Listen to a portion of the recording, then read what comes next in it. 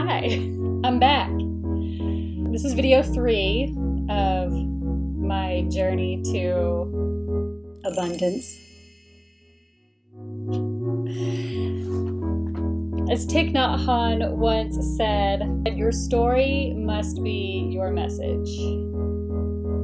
Having been on this earth 41 years, I feel like I have finally a message. I don't quite know where it's going. I at least have a story, even if it's not, a fully sussed out message.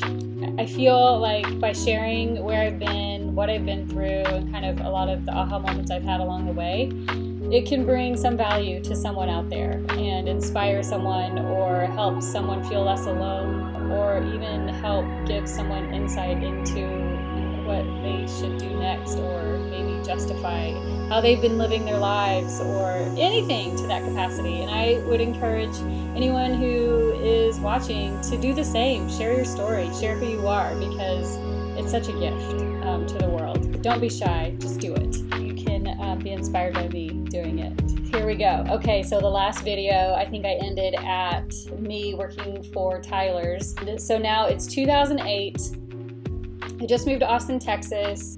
I'm working for Tyler's and I'm still paycheck to paycheck. I am just kind of doing the thing, living my life, hanging out, working, enjoying Austin, but I'm still just feeling like there's got to be more to this. There's got to be more to this.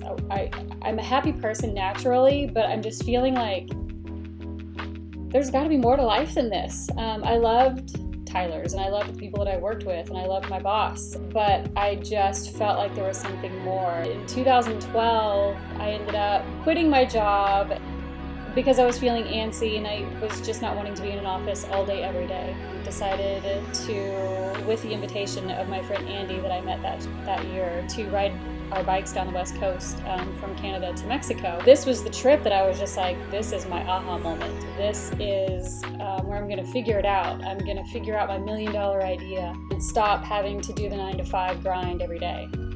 Actually, it was 8 to 6.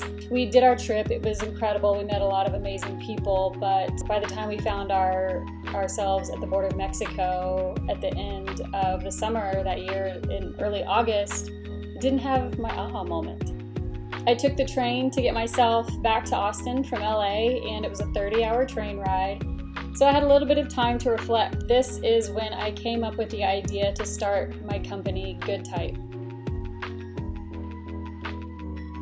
I thought that eventually, after having started Good Type, that would be my big entrepreneurial success. I kept Good Type going for the next few years. And by this time, I'm still working at Tyler's.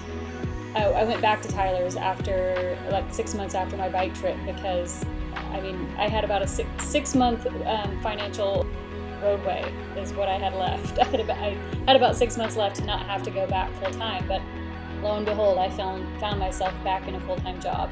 Went back to Tyler's, so grateful they took me back, but also side hustling Good Type.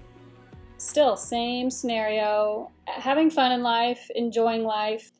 I end up getting married and divorced in that time period as well. I was married for about 1.5 years, almost 2 years. I just was feeling there's more to life than this. I can't believe I'm doing the same thing everyone else is doing. I just didn't feel like, I don't know. I just am just feeling like, what else is there? What else is there? What else is there? And I tried to quiet that voice, and I tried to just put my head down and do the work, do what society is telling me to do. Try to maintain a certain level of creativity that I know was within me, trying to find that balance of feeling really good and really loving life and feeling like I'm living my purpose, but meanwhile I just wasn't really living my purpose, but I was telling myself that I was, because there was some kind of creativity in there.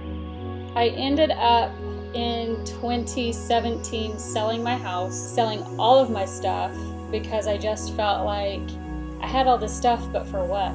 This was inspired by the documentary Minimalism. My plan was to move to Mexico and go be an artist and go live simply as little as I could, because still living paycheck to paycheck and struggling quite frankly, like never having enough money. And anytime I got money, it would be to catch up on stuff that I might have been late on, or to buy the next bike, just to spend it as soon as I got it. I'm going to end this video right here. I'm going to share with you what happened next. I know I told you what I'm thinking right now in this present moment I'm going to do next, but I'm going to hang tight and share that with you in the next video.